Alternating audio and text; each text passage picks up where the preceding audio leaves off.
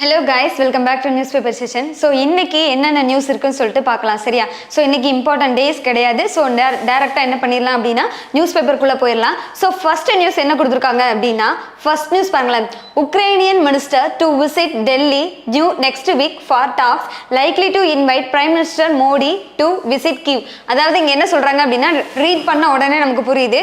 உக்ரைனோட minister யார் அப்படின்னா அங்கோடைய foreign affairs minister இருப்பாங்க இல்லையா. ஸோ அவங்களோட நேம் என்ன அப்படின்னா எம்ஐன் டஸாபராவ் சரியா. ஸோ இவங்க வந்து என்ன பண்ண போறாங்க அப்படின்னா நம்ம டெல்லிக்கு வர போறாங்க. ஸோ வந்து என்ன பண்ண போறாங்க அப்படின்னா இந்தியாவோட prime minister and president higher authority தான் இருப்பாங்களே. ஸோ அவங்ககிட்ட எல்லாம் பேச்சுவார்த்தை நடத்த போறாங்க. ஸோ மேலும் என்ன பண்ண போறாங்க அப்படின்னா இன்டர் மினிஸ்ட்ரியல் டைலாக் வந்து நடத்த போறதா சொல்றாங்க. And also engage with media and think tank நம்ம நிதி ஆயோக் இருக்காங்களே. ஸோ அவங்க அப்புறம் மீடியா ரிலேட்டட் டிபார்ட்மெண்ட்ஸ்ல நிறைய ப்ரொஃபஷனல்ஸாக இருப்பாங்க இல்லையா. ஸோ அவங்க கூட என்ன பண்ண போறாங்க அப்படின்னா பேச்சுவார்த்தைகள் நடத்த போறதா சொல்றாங்க சரியா. ஸோ அது நெக்ஸ்ட் வந்து என்ன பண்றாங்க அப்படின்னா உக்ரைன் வந்து நம்ம இந்தியாவுக்கு ஒரு ரெக்வெஸ்ட் மாதிரி கொடுக்குறாங்க. என்ன அப்படின்னா ஃபார் மோர் ஹியூமனிடேரியன் எய்டு. எதுக்காக ரெக்வெஸ்ட் கொடுக்குறாங்க அப்படின்னா ஸோ மனிதநேய அந்த உதவி இருக்கு இல்லையா. ஸோ அதுக்காக சரியா. ஸோ அதான் சொல்றாங்க Ukraine has requested India for more humanitarian eight and both side are also expected to discuss it's delivery. ரெண்டு சைடுமே உக்ரைனா இருக்கட்டும் ஸோ இந்தியாவாக இருக்கட்டும் ரெண்டு சைடுமே அந்த கனெக்ஷன்ஸ் அதை வந்து பேச போறாங்க. ஸோ அதை பத்தி பேச போறாங்க சரியா. ஸோ அது கொடுத்துருக்காங்க. நெக்ஸ்ட் வந்து என்ன அப்படின்னா உக்ரைனோட அந்த ஹையர் அத்தாரிட்டி மினிஸ்டர் இருக்காங்க இல்லையா. ஸோ ஃபாரின் அஃபேர்ஸ் மினிஸ்டர் இருக்காங்களே. ஸோ அவங்க மோடியை வந்து என்ன பண்றாங்க நம்ம பிரைம் மினிஸ்டர் நரேந்திர மோடி இருக்காங்களே. ஸோ அவங்கள இன்வைட் பண்றாங்க. எதுக்கு அப்படின்னா நீங்க வந்து கீவை வந்து பாருங்க விசிட் பண்ணுங்க அப்படின்னு சொல்லி இன்வைட் பண்றாங்க சரியா. ஸோ அதை தான் இங்க வந்து இந்த நியூஸ்ல வந்து சொல்றாங்க சரி. நெக்ஸ்ட் போலாம்.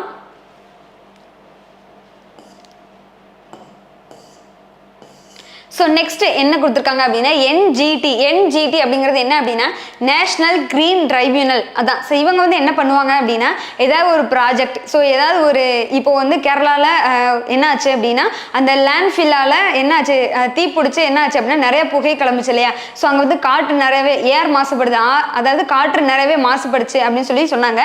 ஸோ இவங்க தான் என்ன பண்ணுவாங்க அப்படின்னா அதுக்கு வந்து ஒரு பொறுப்பாளராக இருப்பாங்க. ஸோ இந்த மாதிரி ஏதாவது ஒரு ஸ்டேட்டாக நம்ம கண்ட்ரியில் உள்ள எந்த ஒரு ஸ்டேட்னா இருக்கட்டும் ஸோ ஏதாவது ஒன்று இதாக இருக்கட்டும் ஸோ சுற்றுச்சூழலை பாதிக்கிற மாதிரி என்வரான்மெண்டலை பாதிக்கிற மாதிரி ஏதாவது ஒன்று வருது அப்படின்னா ஸோ இவங்க தான் அதுக்கு முழு பொறுப்பாளராக பார்ப்பாங்க சரியா. ஸோ இது வந்து சுற்றுச்சூழல் மட்டும் கிடையாது எல்லாருமே. அதாவது இப்போ பாருங்களேன் இப்போ இங்கே வந்து என்ன ப்ராஜெக்ட் அப்படின்னா Great Nicobar island project. So அன்னைக்கே நம்ம பார்த்தோமா கிரேட் நிக்கோபார் ஐலாண்ட் ப்ராஜெக்ட்க்கு வந்து பட்ஜெட் எவ்வளவு. ஸோ அது எங்கே இருக்குது அந்தமான் நிக்கோபாரில் இருக்குது. பட்ஜெட் வந்து எவ்வளவு 72,000 crore வந்து இதை பண்ணுறாங்க. ஸோ இதனால அது வந்து அந்த ப்ராஜெக்டோட கவரேஜ் ஏரியா கவரேஜ். ஸோ இதனால என்ன பண்ணிடக்கூடாது அந்த அந்தமான் நிக்கோபாரில் உள்ள அந்த ஒரு community particular tribal people community இருக்காங்களே. ஸோ அவங்க வந்து அவங்களுடைய வாழ்வாதாரம் வந்து என்ன இருக்கக்கூடாது ரொம்பவே பாதிக்கப்பட்டக்கூடாது சரியா. ஸோ அவங்கள வெளியேற்றிடக்கூடாது அந்த பிளேஸ்ல இருந்து இந்த ப்ராஜெக்ட்காக அவங்கள வெளியேற்றிடக்கூடாது. ரீஹாபிலிட்டேஷன் பண்ணுவாங்க இல்லையா மறுவாழ்வு அளிப்பாங்க. ஸோ அந்த பிளேஸ்ல இருந்து வெளியேற்றி மறுவாழ்வு கொடுப்பாங்க. ஸோ அந்த மாதிரி எதுவும் பண்ணிடக்கூடாது.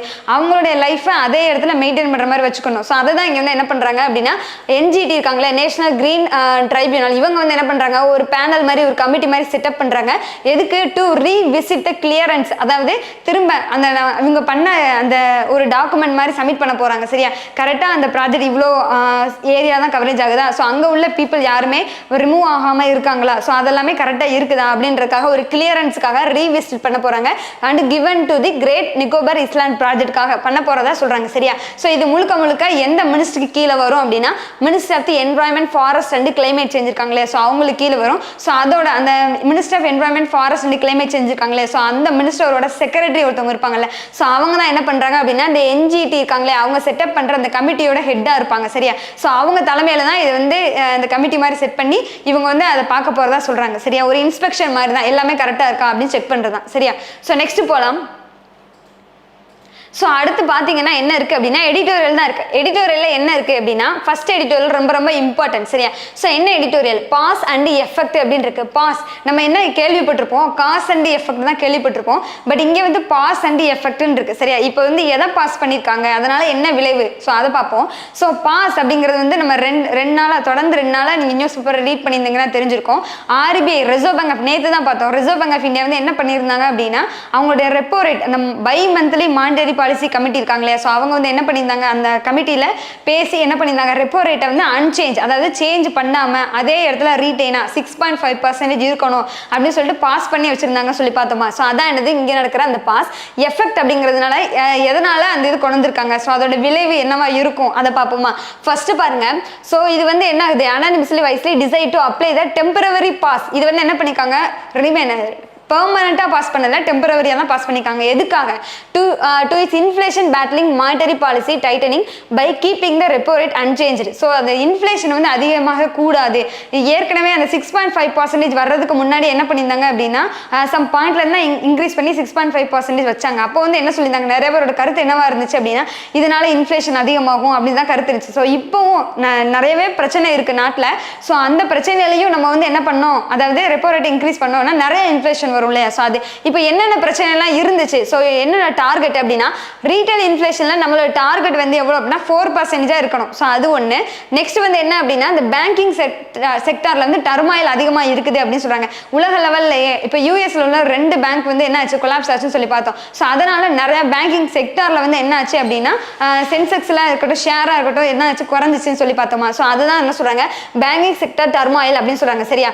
நெக்ஸ்ட் என்ன சொல்றாங்க அப்படின்னா இருப்பினும் இந்தியா பேங்க் வந்து அவ்வளோ உலக லெவலில் உள்ள பேங்கிங் செக்டரில் இதாக இருந்துச்சுனாலும் இந்தியா வந்து என்ன இருந்துச்சு, ஒரு விட்ஸ்டாண்டிங் நல்ல நிலைமையில தான் இருந்துச்சு அப்படின்னு சொல்கிறாங்க. நெக்ஸ்ட் வந்து என்ன அப்படின்னா இப்போ வேர்ல்டு பேங்க் இருக்காங்களே, ஸோ வேர்ல்டு பேங்காக இருக்கட்டும் ஏஷியன் டெவலப்மெண்ட் பேங்காக இருக்கட்டும், இவங்க வந்து என்ன பண்ணியிருந்தாங்க 2023-24 அந்த ஃபினான்ஷியல் இயர் 24க்கான ஜிடிபி பர்சன்டேஜ் வந்து என்ன பண்ணியிருந்தாங்க கணிச்சிருந்தாங்களே. ஸோ அதுக்கு நிறைய காரணங்கள்லாம் சொல்லியிருந்தாங்க. அவங்க ஆல்ரெடி ஃபிக்ஸ் பண்ணதுலேருந்து என்ன பண்ணாங்க, குறைச்சி தான் 6.3% அப்படின்னு சொல்லிட்டு வேர்ல்டு பேங்க் வந்து என்ன பண்ணியிருந்தாங்க ஃபிக்ஸ் பண்ணியிருக்காங்க. 6.9 6.3% அப்படின்னு சொல்லி ஃபிக்ஸ் பண்ணியிருந்தாங்க. ஸோ குறைச்சதுக்கான காரணங்களாக என்ன சொல்றாங்க அப்படின்னா கிரெடிட் காஸ்ட், அந்த கிரெடிட் கார்டு ரிஸ்க் அதிகமாக இருக்கு. ஸோ இதனால கன்சியூமர் அந்த டிமாண்ட், அதாவது கன்சியூமர் டிமாண்டிங் தான் என்னது, அந்த பொருள் வாங்கும் திறன் வந்து என்ன ஆகுது, குறையிறது. சரி, அந்த தேவை வந்து குறையிறது. இப்போ பிரைஸோட விலை அதிகமாயிருச்சு அப்படின்னா நம்ம வந்து என்ன பண்ணுவோம், 2 பொருள் வாங்குற இடத்துல நம்ம வந்து 1 பொருள் தான் வாங்குவோம். ஸோ அந்த இடத்துல தேவை குறையுதா, ஸோ அதை சொல்றாங்க. அப்புறம் பிரைவேட் இன்வெஸ்ட்மெண்ட், இந்த மாதிரி தேவை குறைஞ்சிருச்சு, இப்போ வாங்கும் தன்மை குறைஞ்சிருச்சுன்னு வச்சுக்கோங்களேன். ஸோ அந்த பொருள் என்ன அது விற்காது. சரியா, அவ்வளோ சேல் ஆகாது. ஸோ அப்போ இன்வெஸ்ட்மெண்ட் அதிகமாக பண்ண மாட்டாங்களா, ஸோ அப்போ பிரைவேட் இன்வெஸ்ட்மெண்ட்ல தயக்கம் இருக்கு. ஸோ இதனால என்ன பண்ணாங்க, வேர்ல்டு பேங்க் வந்து அந்த ஜிடிபி பர்சன்டேஜ் வந்து குறைச்சாங்கல்ல. ஸோ அதை சொல்றாங்க. ஸோ அதுக்கப்புறம் என்ன சொல்றாங்க அப்படின்னா ஓபிஇசி அப்படின்னு சொல்றாங்க. ஓபிஇசி அப்படிங்கிறது என்ன அப்படின்னா அந்த கேஸே நம்ம நியூஸ் பேப்பர்ல பார்த்துருக்கோம். என்ன சொன்னாங்க அப்படின்னா அந்த ஓபிஇசி குரூப் வந்து என்ன பண்ணாங்க அப்படின்னா குரூட் ஆயில் ப்ரொடக்ஷன் இருக்கு இல்லையா, so crude oil refinery production அதை வந்து என்ன பண்ணாங்க, கட் பண்ணி வச்சிருந்தாங்க. சரியா. ஸோ எதனால அவங்க கட் பண்ணாங்க அப்படின்னா அவங்க வந்து அந்த ப்ரொடக்ஷன் மேனுஃபேக்சரிங் சைடில் வந்து கவர்மெண்ட் வந்து என்ன பண்ணியிருந்தாங்கன்னா அதிகமாக வரி விதிச்சிருந்தாங்க. சார் அதனால அவங்க ப்ரொடக்ஷனை கட் பண்ணாங்க. ஸோ இப்போ ஒரு பொருளோட இப்போ நார்மலாக யோசிச்சு பாருங்க, ஒரு பொருளோட ப்ரொடக்ஷன் வந்து கட் ஆகுது அப்படின்னா அந்த பொருளுக்கு டிமாண்ட் என்ன ஆகும், அதிகமாகுமா. டிமாண்ட் அதிகமாச்சுன்னா என்ன ஆகும், பிரைஸ் அதிகமாகும், அந்த பொருளோட விலை அதிகமாகும். ஸோ விலை அதிகமாகுச்சுன்னா கன்சம்ஷன் குறையும். ஸோ இந்த மாதிரி எல்லாம் அடுத்தடுத்த நிகழ்வுகள் வந்து நடக்கக்கூடாது. ஸோ இந்த மாதிரிலாம் இருக்குது. ஸோ இப்போவும் நம்ம ரெப்போ ரேட்டை இன்க்ரீஸ் பண்ணால் இன்னும் நிறையவே பாதிக்கப்படும் இந்தியா. ஸோ அதனால என்ன பண்ணாங்க அப்படின்னா ஸோ அவங்க வந்து அந்த ரெப்போ ரேட்டை வந்து பாஸ் பண்ணி 6.5% வச்சிருந்தாங்க. சரியா. ஸோ இது எவ்வளோ வந்து எஃபெக்ட்ஃபுல்லாக இருக்கும் அப்படின்னா RBI policy maker have judiciously chosen to subordinate their concern over inflation கருத்தில் கொண்டு அவங்க என்ன பண்ணாங்க அப்படின்னா ரீடைன் பண்ணி வச்சாங்க. ஸோ இது வந்து என்ன ஆகும், so as to ensure the growth momentum is not undermined. அதாவது இதனால growth momentum இந்தியாவில் இருக்கிற அந்த growth momentum வந்து குறைபடாது, தடைபடாது. அதை தான் இங்கே வந்து சொல்றாங்க. சரியா. ஸோ அதுதான் ஃபுல் அண்ட் ஃபுல்லாக அதை தான் இங்கே எக்ஸ்பிளைன் பண்ணுது. கீழே பார்ப்போம். கீழே சயின்ஸ் ஃபார் ஆல், இது வந்து என்ன அப்படின்னா எல்லாருக்குமே அந்த சயின்ஸ் பொதுவானது. ஸோ என்ன சொல்றாங்க பார்ப்போம். LIGO India must contribute to the communities it NEET substance from. இது வந்து என்ன சொல்றாங்க அப்படின்னா இந்தியாவில் வந்து என்ன பண்ண போறாங்க, இந்தியாவில் மகாராஷ்டிரா அப்படிங்கிற பர்டிகுலர் மாநிலத்தில் 2600 கோடி, அதாவது 2600 crore வந்து என்ன பண்ண போறாங்க அப்படின்னா ஒரு ப்ராஜெக்ட் செட் பண்ண போறாங்க.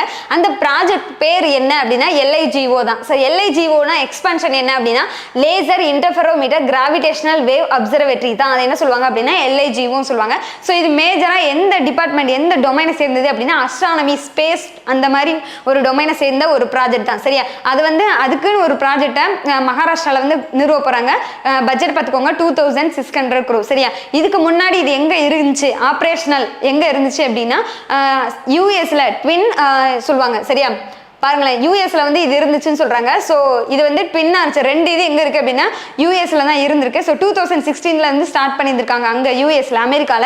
ஸோ 3rd இது வந்து எங்க பண்ண போகுது, ஆப்ரேஷனல் ஆக போகுது அப்படின்னா நம்ம இந்தியாவில தான் பண்ண போறாங்க. சரியா? A 3rd detector is being built in India as part of the LIGO India collaboration. யார் கூட? நம்ம LIGO இருக்காங்களே, ஸோ அவங்க யூஎஸ், அவங்க கூடயும் நம்ம சேர்த்து கொலாபரேட் பண்ணி தான் என்ன பண்ண போறோம், இது பண்ண போறோம். இதனால என்ன ஆகும் அப்படின்னா அந்த ஸ்பேஸ்ல, அஸ்ட்ரானமில 2 கண்ட்ரியுமே என்ன பண்ணுவாங்க, அந்த நாலேஜ் ஷேரிங்லாம் இருக்கும். சரியா? ஸோ நிறைய வந்து என்ன பண்ணிக்கலாம், நம்ம இம்ப்ரூவ் பண்ணிக்கலாம். நம்மளோட சயின்ஸ் அண்ட் டெக்னாலஜி ரிசர்ச் சைட்ல வந்து இம்ப்ரூவ் ஆகிக்கலாம். சரியா? ஸோ இதனால இந்தியாவுக்கு வந்து என்ன ஆப்பர்ச்சுனிட்டிஸ் எல்லாம் கிடைக்குது அப்படி பார்க்கலாம். ஃபர்ஸ்ட் வந்து என்ன அப்படின்னா India could become a global site of gravitational physics research. அதாவது அதான் சொன்ன மாதிரி தான் அந்த கிராவிடேஷனல் பிசிக்ஸ் இருக்கு இல்லையா, ஸோ கிராவிடேஷன் ஃபோர்ஸ் அப்படின்னா இது புவியீர்ப்பு விசை அப்படின்னு சொல்லுவாங்க தமிழ்ல. சரியா? ஸோ அந்த சைடில் அந்த பிசிக்ஸ்ல நம்ம என்ன பண்ணலாம், ரிசர்ச் இன்னும் டெவலப் பண்ணி இம்ப்ரூவ் பண்ணி போய்க்கலாம், குளோபல் லெவல்ல கொண்டு போகலாம். ஸோ அதை வந்து சொல்றாங்க. நெக்ஸ்ட் இந்த ப்ராஜெக்ட்டுக்கு தேவையானது என்ன, ஃபர்ஸ்ட் ரெக்யர்மெண்ட் என்ன அப்படின்னா கண்டிப்பா ஃபர்ஸ்ட் ரெக்யர்மெண்ட் ஒரு ப்ராஜெக்ட் தேவையானது பட்ஜெட் தான். சரியா? டைம்லி எப்பப்பெல்லாம் தேவைப்படுதோ அப்பப்பெல்லாம் ஃபண்ட் அலோகேட் பண்ணணும் ஃபர்ஸ்ட். ரெண்டாவது அந்த ப்ராஜெக்ட்டுக்கு தேவையான ரிசோர்ஸஸ், லேண்டாக இருக்கட்டும். ஸோ ஒரு எக்ஸாம்பிளுக்கு லேண்டு சொன்னேன். சரி, அந்த ப்ராஜெக்ட் செய்யறதுக்கு லேண்டாக இருக்கட்டும். ஸோ இந்த மாதிரி ரிசோர்ஸஸ் இருக்கு இல்லையா, ஸோ அது வந்து கரெக்டாக டைம் எந்த ஒரு டிலே இல்லாமல் கரெக்டாக வந்து என்ன பண்ணிடணும், அலோகேட் பண்ணிடணும். ஸோ அந்த இது சொல்றாங்க. சரியா? செகண்ட் சான்ஸ் வந்து என்ன, அதாவது செகண்ட் ஆப்பர்ச்சுனிட்டி வந்து என்ன அப்படின்னா இந்த LIGO இந்தியா, இந்த LIGO இந்தியா 2 பேரும் சேர்ந்து இது பண்ணா என்ன ஆகும் அப்படின்னா நம்ம இந்தியாவோட எபிலிட்டி, அந்த ரிசர்ச் எபிலிட்டி வந்து உலகத்துக்கு வந்து என்ன பண்ணிக்கலாம், demonstrate பண்ணி காமிக்கலாம். சோ அதான் சொல்றாங்க LIGO India can demonstrate an ability to reckon intelligently with Indian society's relationship with science. அதாவது இந்தியா சயின்ஸ் கூட எவ்வளவு இதா இருக்காங்க. சோ அதை வந்து நம்ம என்ன பண்ணிக்கலாம் அப்படின்னா நம்மளோட எபிலிட்டியை இம்ப்ரூவ் பண்ணி காமிச்சுக்கலாம். சோ அதை வந்து கொடுத்துருக்காங்க. சரியா? சோ ஓவராலா இங்க வந்து சயின்ஸ் ரிலேட்டடானது அந்த ப்ராஜெக்ட் நிறுவுறது. சோ அதை பத்தி தான் பேசியிருக்காங்க. நெக்ஸ்ட் போலாம்.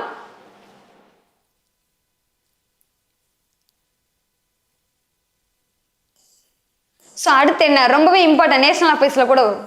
ஸோ என்ன அப்படின்னா mission to map rural India cultural asset covers over the 1 lakh village. So இங்கே வந்து என்ன அப்படின்னா மிஷன் டு மேப் என்ன பண்ண போறாங்க அப்படின்னா நம்ம இந்தியாவில் இருக்கிற 1 லட்சம் வில்லேஜ் இருக்கு இல்லையா, ஸோ அதை எடுக்க போறாங்க. ஸோ அதை வந்து மேப் பண்ண போறாங்க. சரியா? ஒவ்வொரு வில்லேஜ்லுமே குறிப்பிட்ட ஒரு எபிலிட்டி, அது ஒரு தனித்துவமான ஒரு இது இருக்கும்ல, ஸோ அதை வந்து என்ன பண்ண போறாங்க, இது பண்ண போறதா சொல்றாங்க. சரியா? இந்த bid to heritage of rural India, ஒவ்வொரு வில்லேஜுக்குமே யூனிக் கல்ச்சரல் இருக்கும். சரியா? ஸோ அதை வந்து இது பண்ண போறது, மேப் பண்ண போறதா சொல்றாங்க. And the government has identified and documented the distinctive feature of more than 1 lakh. அதாவது 1 லட்சத்துக்கு மேலான வில்லேஜஸ் வந்து என்ன பண்ண போறாங்க அப்படின்னா அந்த வில்லேஜோட தனித்துவத்தை என்ன பண்ண போறாங்க, டாக்குமெண்ட் பண்ணி வைக்க போறாங்க, மேப் பண்ண போறாங்க. ஸோ அதை தான் பத்தி பேசுறாங்க. சரியா? ஸோ இதுல வந்து மொத்தமா ஒரு வில்லேஜ்னு எடுத்துட்டா, இப்போ ஒரு வில்லேஜ் எடுக்கிறாங்க அப்படின்னா அது 7 to 8 கேட்டகரியா தனித்தனியா கேட்டகரியா பிரிக்க போறாங்க. பிரிச்சு ஸோ இந்த கேட்டகரியில இந்த வில்லேஜ் தனித்துவமானது, இந்த கேட்டகரியில இந்த வில்லேஜ் தனித்துவமானது. ஸோ அந்த மாதிரி பிரிக்க போறாங்க. சரியா? ஸோ ஃபார் எக்ஸாம்பிளுக்கு என்னென்ன அப்படின்னா இம்பார்ட்டன்ட் எக்காலஜியில வந்து நல்ல ஒரு வில்லேஜா இருக்கா, ஸோ டெவலப்மெண்ட்டா நல்ல வில்லேஜா இருக்கா, ஸோ அது மாதிரி ஸ்காலஸ்டிக்கலியும் நல்ல வில்லேஜா இருக்கா, ஸோ அதை வந்து பார்க்க போறாங்க. ஸோ இல்லை அப்படின்னா அந்த வில்லேஜ் வந்து டெக்ஸ்டைல்ஸ் அண்ட் ப்ராடக்ட் மேனுஃபேக்சரிங் நல்ல வில்லேஜா இருக்கா, ஸோ அதை பார்க்க போறாங்க. ஸோ இந்த மாதிரி நிறைய கேட்டகரி எல்லாம் பிரிச்சு கொண்டு போறதா சொல்றாங்க. ஃபார் எக்ஸாம்பிளுக்கு எக்காலஜி கேட்டகரி இருக்குல்ல, ஸோ எக்காலஜிக்கல் கேட்டகரியில ஒரு வில்லேஜ் சொல்றாங்க. சரியா? ஸோ இது வந்து என்ன வில்லேஜ் அப்படின்னா ராஜஸ்தான்ல உள்ள ஒரு வில்லேஜ் தான். சரியா? பிஸ்னோய் அப்படிங்கிற வில்லேஜ், ராஜஸ்தான்ல பிஸ்னோய் அப்படிங்கிற வில்லேஜ் இந்த எக்காலஜிக்கல் கேட்டகரியில வந்திருக்கு. எதுக்காக பாருங்களேன், ஸோ ஹார்மனி வித் நேச்சர், அந்த அவங்க வந்து இயற்கையோட ஒன்றி வாழும் அந்த தன்மை இருக்கும் இல்லையா, ஸோ அதுக்காக ராஜஸ்தான்ல உள்ள அந்த பிஸ்னோய் வில்லேஜ். சரியா? அதை எடுத்துக்கிறாங்க. அப்புறம் உத்தரகண்ட்ல உள்ள ரைனி வில்லேஜ் எடுத்துக்கிறாங்க. ஸோ இது வந்து எதுக்காக அப்படின்னா சிப்கோ மூவ்மெண்ட் வந்து அங்கே நிறையவே நடந்திருக்கு. ஸோ இந்த கேட்டகரியில வந்து சுதந்திர போராட்ட ஸ்ட்ரகிள் ஃபேஸ் பண்ண வில்லேஜும் எடுத்துக்கிறாங்க. சரியா? அப்போ சிப்கோ மூவ்மெண்ட் வந்து அந்த ஃபேமஸா இருந்திருக்கு அந்த பிளேஸ்ல. ஸோ அதை எடுத்துக்கிறாங்க, அந்த வில்லேஜுக்கான இதை எடுத்துக்கிறாங்க, மேப் பண்ணிக்கிறாங்க, தனித்துவமா எடுத்துக்கிறாங்க. சரியா? இப்போ டெவலப்மெண்ட் சைடு பார்த்தோம்னு வச்சுக்கோங்களேன், குஜராத்ல மொதேரா அப்படிங்கிற வில்லேஜ். சரியா? அதுல தான் என்ன பண்ணாங்க அப்படின்னா 100% சோலார் பேனலை வந்து அந்த வில்லேஜ்ல பூராமே என்ன பண்ணாங்க, ஃபுல்லா வந்து நிறுவனாங்க இல்லையா, ஸோ அதை டெவலப்மெண்ட்டா எடுத்துக்கிறாங்க. சரியா? அப்புறம் Suketi in Himachal Pradesh, Asia's oldest fossil park இருக்கிற ஆசியாலேயே ஃபாசில் பார்க் இருக்கிற ஓல்டஸ்ட் இது எங்க அப்படின்னா ஹிமாச்சல் பிரதேசில் உள்ள சுகேட்டி அப்படிங்கிற ஒரு வில்லேஜ் தான். சரியா? ஸோ இந்த மாதிரி பர்டிகுலர் வில்லேஜ் வந்து என்ன பண்ண போறாங்க அப்படின்னா எடுக்க போறாங்க. அந்த பர்டிகுலர் வில்லேஜில் உள்ள தனித்துவ தன்மையை வந்து டாக்குமெண்ட் பண்ணி வைக்க போறாங்க. ஸோ அதுதான் இது. ஸோ இது என்ன ப்ரோக்ராம், என்ன ஸ்கீமு கீழே அப்படின்னா மேரா கவுன் மேரி தரோகர். இது ரொம்ப இம்பார்ட்டன்ட். சரியா? ஸோ அந்த வேர்டை நோட் பண்ணிக்கோங்க.